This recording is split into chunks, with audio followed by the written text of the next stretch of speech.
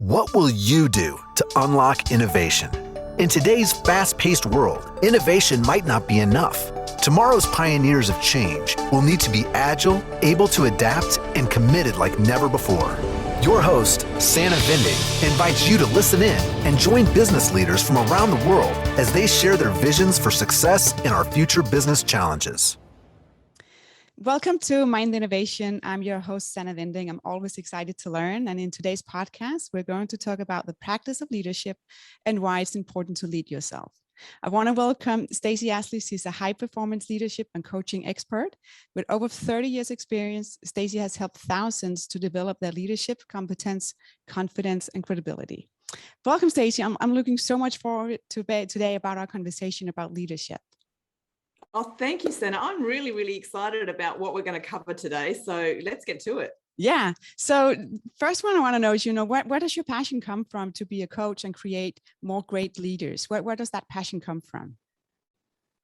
That is such a good question. I don't know that anyone's actually asked me, where does it come from? I feel like it's always been there.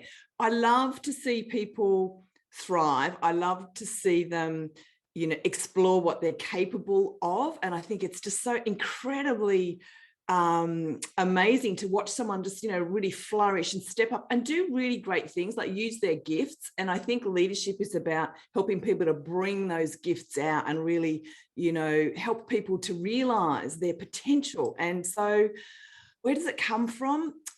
There's great joy in that. But I think also in my own career, what I experienced was I worked for a lot of really nice people, but I'm not sure that I had a lot of experience with great leadership. And so I know for myself, I always felt like there's a bigger game I could play, but I'm not really sure how to get there. And I feel like leaders can help you to tap into that, and they can not just encourage you, but they can give you perhaps guidance, and they can coach you, and they can challenge you to really, step up and do your thing. And so I think having witnessed my own experience and also the experiences of lots of other people, I think that's where it comes from, because I believe the world needs more leadership. And so someone has to step up and do that, right? Yeah, and you're the one. So I heard you can say that leadership is an art.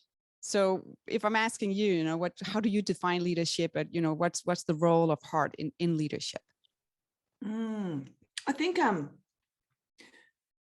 that, again, I'll refer back to my own sort of corporate story. When I first joined, the world of work, it was still about your work was about thinking. It was about the head, and it was about leave your emotions at the door. We just want you to be rational and logical and planful and, produce stuff. Yeah, which is fine. But I believe that we miss out on so much, if we don't bring the rest of people's self, all of their great resources, their experience, just their intuition, all of those things that people have, then I think we miss out. And I feel like that's where a lot of sort of not being satisfied at work and not getting great joy out of work, because we're not allowed to actually be ourselves. And so I think that that's part of the importance. But the other thing is, when a few years ago, maybe nearly 10 years ago, I came across this field called embraining. And it was really about the interconnectedness of your head brain and your heart brain and your gut brain, and all the neural complexity that goes with that. That if we can tap into that, we get not only a fuller life experience, but a way that we're able to impact others is so amplified and that sort of thing. And I'm a pretty sort of skeptical person when it comes to things like that. But it just really struck me that actually that's probably what I have been doing for a really long time. And, when you lead with the heart, I think it creates a humanity about your leadership. And I think that's such an important thing. And I think when you lead with the heart, yes, you still use your brain to be logical and rational, but it's got this sense of connection and community and connectedness and all of those things, so that when we put the head layer over the top of that, we get these really sensible solutions, but they're actually driven from this connection to the people around us and what's important for them as well. And I just think that just is so important in the world that we live in, where people are crying out for leadership, but they're crying out for connection as well. Yeah. Okay. So can anybody be a good leader? Oh, look, I think if they want to be, yes. Yeah. I think that's really important. You've got to want to do it, because there's a bit of hard work involved. It's not just about show up and suddenly you can lead. So I think, yes, they can if they want to. Yeah. So communication also plays like a crucial role in being a good leader. It's a really powerful tool. Can you over communicate as a leader? Another good question. You've got some good ones for me today. Look, I don't think I've ever actually come across a situation where people have gone, oh my gosh, I wish my leader didn't communicate so much to me. Yeah. So I'm not sure that you can over communicate. No. I think the important thing is that we actually need to make sure that our communication works for a lot of different people, because we all have different preferences. And so I think that's probably the more important thing. Yeah. So what kind of challenges have you seen over the last year or two, right, with the whole pandemic or COVID? Because the dynamic in a workplace has changed, how we communicate have changed, how we use different technology have changed. So what what have you seen, and how do you support now that you're coaching leaders? Yeah, I think there's some simple things to do. One of the things that, even though we're kind of well into the kind of COVID almost normal world now, and it's nearly a couple of years since it all started, I feel like there still hasn't been enough reflection on, okay, rather than trying to communicate in all the different modes and all the different channels, that we actually agree which are the channels that we're going to use. And so some people are online, on phone, and some people are on video, and some people are on instant messaging, and some people are on whatever the internal platform is. And so let's actually get some consistency with our approach and make some agreement. So I think that's that will make it a little bit more efficient, maybe. So I think that's one. But I think the other thing that's really important is that we need to recognize that, because there's been such a move to using the online technology, which is important because we've got more flexible approaches to work and working from home and remote working and all of those different things.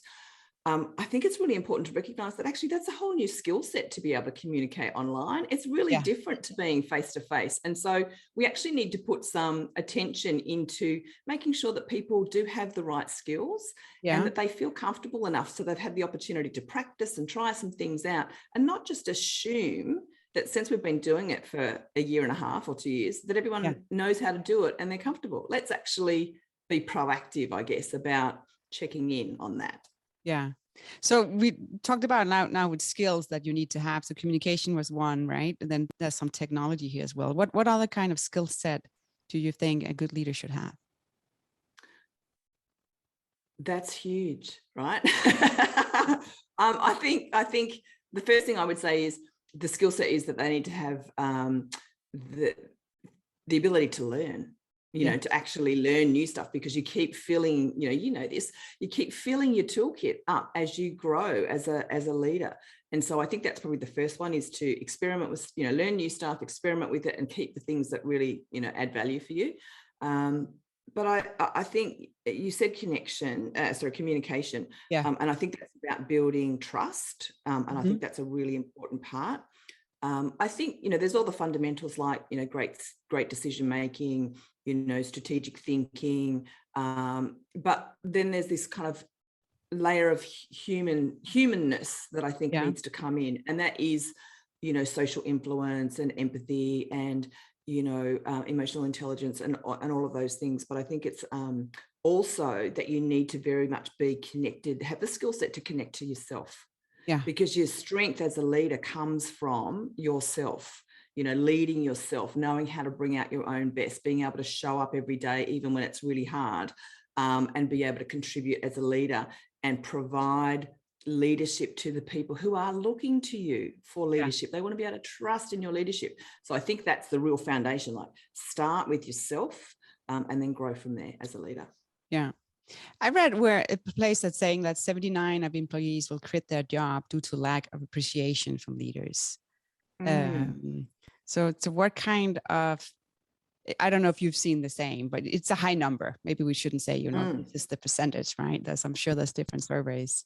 But how do you, when you are a leader and you look at your team and you have to inspire them, what is like good practice of doing these appreciations?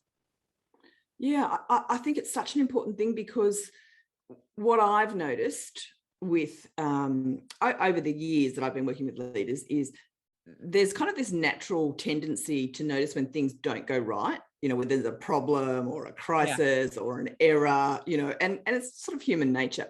And so I think what we have to do as leaders is we have to sort of really balance that out by noticing when things are just working, when they are going right, when people are putting effort in. And so that would be the tip. Deliberately notice the good stuff.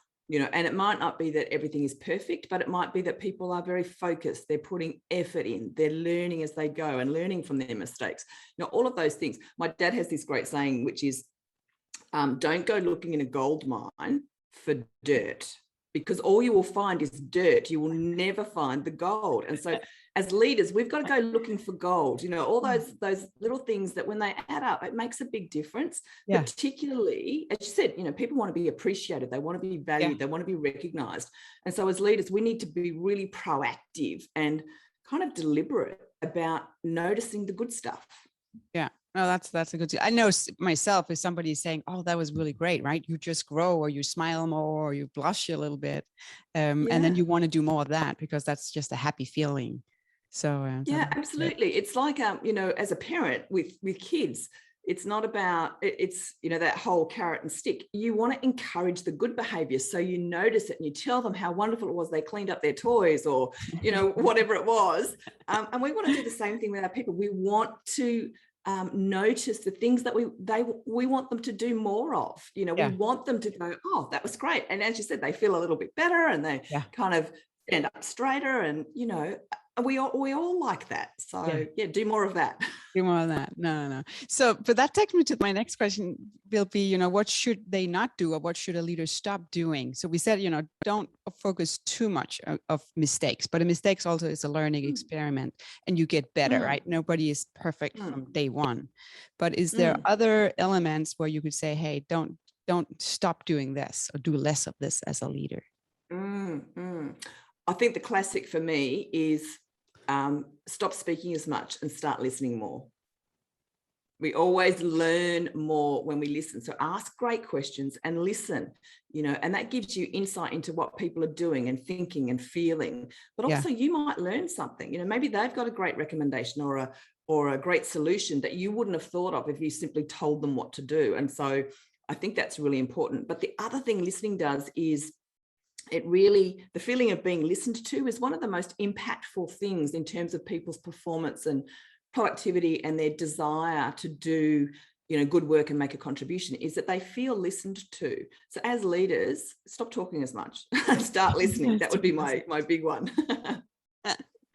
That's like, but I think it's important. It is so important to, and you could also say slow down a little bit, and then you can scale or you can speed up. Because you actually sat down and listened and got all the input and the feedback, right? Yeah, absolutely. And I think even that point that you've just made there, Sana, slow down to speed up. The world is, getting ever more faster. And we've seen such incredible change and transitioning and that sort of thing over the last 18 months. Sometimes you do need to just stop, take a breath, assess what's actually going on, make sure you're in fact on the right track before you continue to kind of charge forward at a million miles an hour. So I think that just, slow down to speed up is another really important thing to think about. Yeah, and you could also say it's reflection time. And if I have to look at myself, sometimes if you go into a meeting or you go in and suddenly you're on the spot, you answer in a certain way, and then later that day, even if you're doing something else outside the office, the brain doesn't stop, right? It just still thinks, and it also reflection. And that's where I get my good ideas, or saying, oh, I should have said that, or going back and saying the next day, hey, let's look at for this angle or get a new perspective. So sometimes it can be too fast, but that's you're absolutely right. Yeah. So being a leader it's also important to foster new leaders in your organization. And you also said before, right? You know, you're standing as an example as well. So how do you look at your whole company or the organization you're in and saying, okay, you're coaching leaders, but you also, how do you coach them to foster new leaders? I kind of feel like it's a cascade. You know, firstly, you need to role model that behavior, that you are coaching the people around you, that you're mentoring them, that, you know, that you're giving them opportunity, so that they have the experience of, you know, having their leadership fostered. And then it becomes much more normal for in their time and space to then do exactly the same thing for the people around them. So I think the role modeling part, fostering leaders, is actually how you open up other people to the idea of fostering leaders. But I also think it's about talking about it. You know, I think leaders do have a really clear responsibility to grow other leaders. I mean, who else is going to do it? So that means we've got to talk about it. We've got to recognize and have conversations about every leader has this responsibility to grow the people around them and their leadership. So we don't just assume, I guess is my point. I think there's a lot of assumption that leaders will grow more leaders, or that the leaders will just suddenly come out of somewhere. But I think we need to be more deliberate, you know, in helping leaders. There are so many, when I wrote my first book, some of the research I did was about leadership training and the fact that it's so lacking. And so many people find themselves in leadership roles with really no insight into how to do leadership. They just continue to do what they were good at before, whatever that might have been, and hope, you know, and over time, yes, of course they learn. But I think if we had been, you know, they'd had more training, they'd got more support, more guidance, then they would have felt more comfortable and competent much more quickly in their leadership role. Yeah. Oh, totally agree. Yeah. Right. As much support you can get and get there. Not faster. I said slow down before, but that's still, that's a good one. But what about, we talked about building trust and the whole transparency. I've seen organizations having a great way to go out and build trust and transparency. And the trust is also from the company culture, but I also seen organizations that's actually struggling. So how, if a company is struggling, where should they start, you know, building the trust and this transparency? And it's been really challenging, I guess, in recent times. If we look at, you know, just that we don't see people perhaps as much face to face as we used to, and those sorts of things, and that does impact, you know, trust.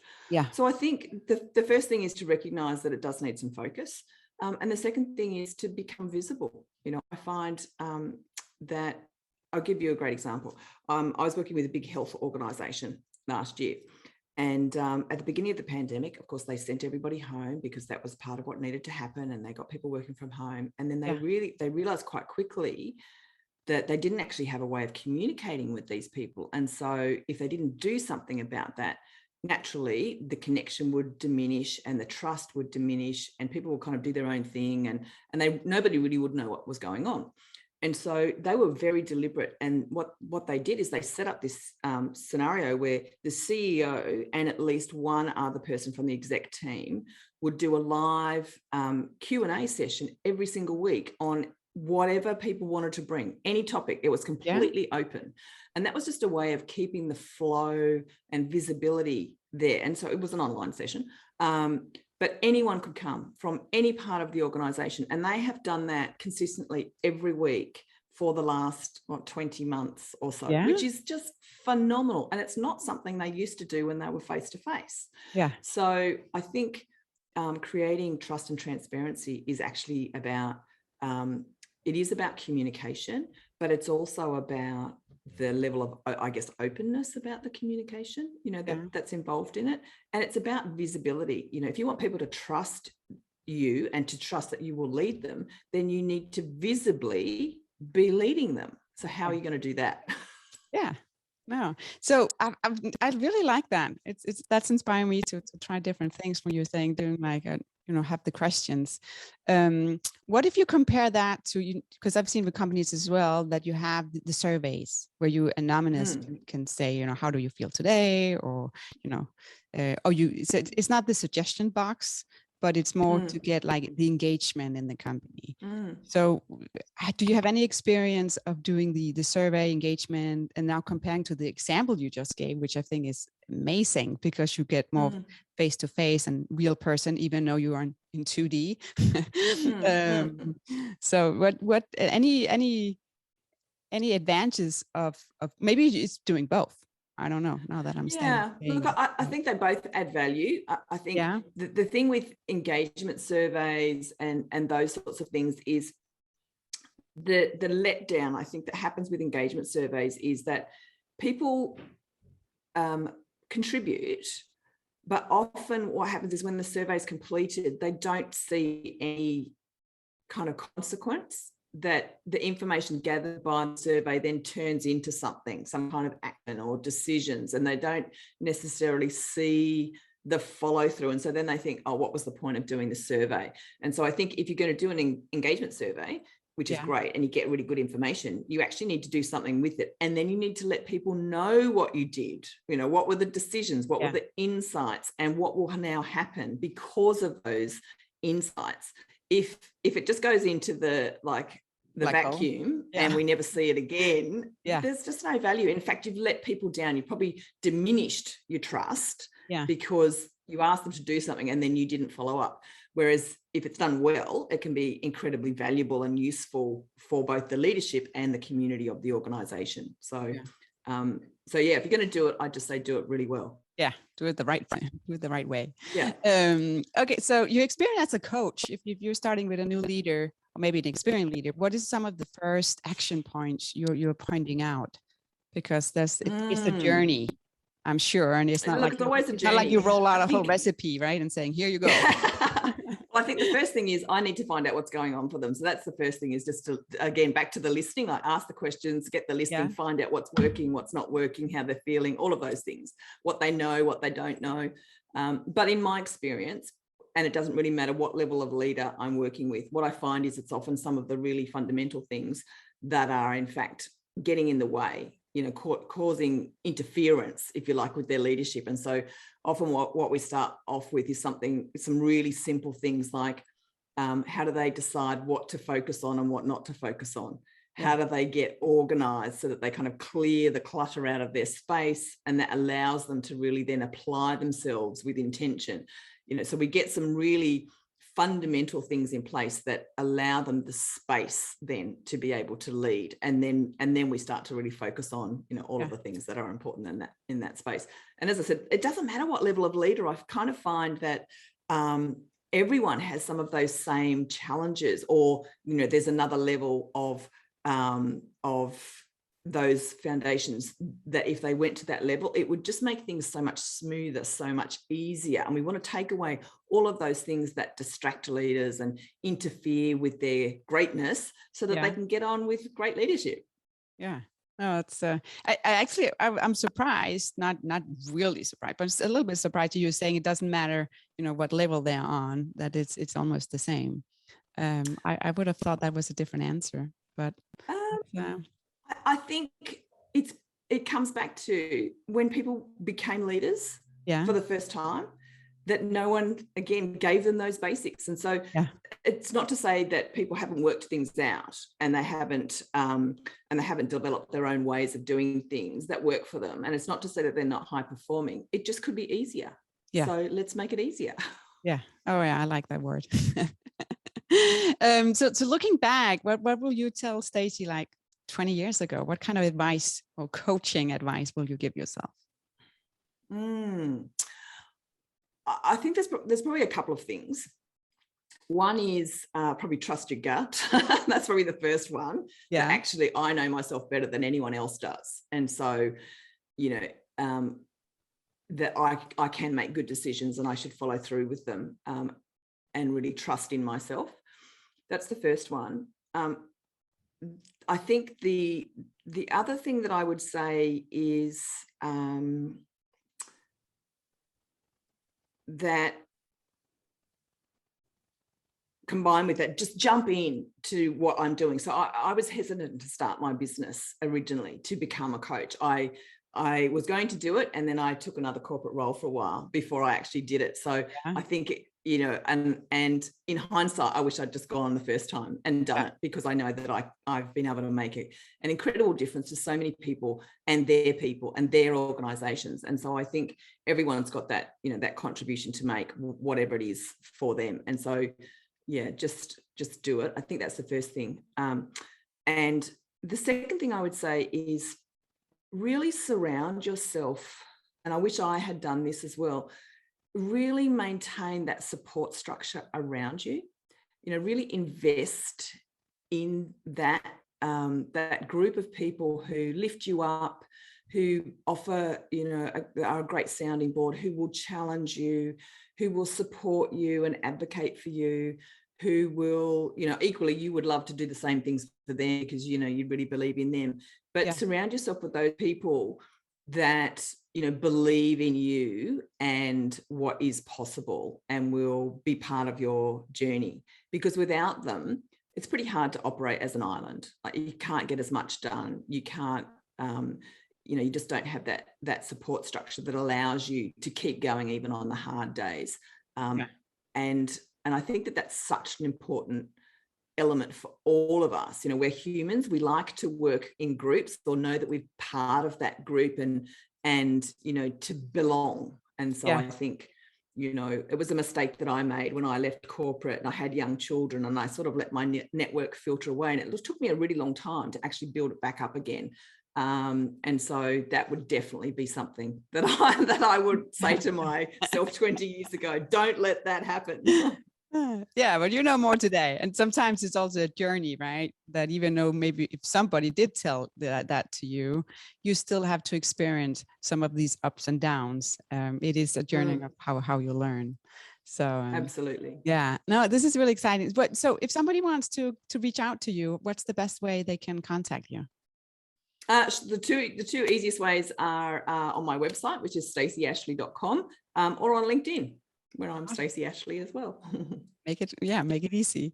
So thank you so much for being on the podcast today. And I think the one that I will take away from this is just the listening part that you said, right? Listen, speak less and start listening. I think that will be the best advice from today's podcast. Right. Thank you so much for your time, Sen. I really enjoyed being here. If you enjoy this podcast, maybe you'd like to hear more, please subscribe wherever you listen to podcasts. Be sure also to check out our website, mindtheinnovation.com. And remember, stay curious and keep learning.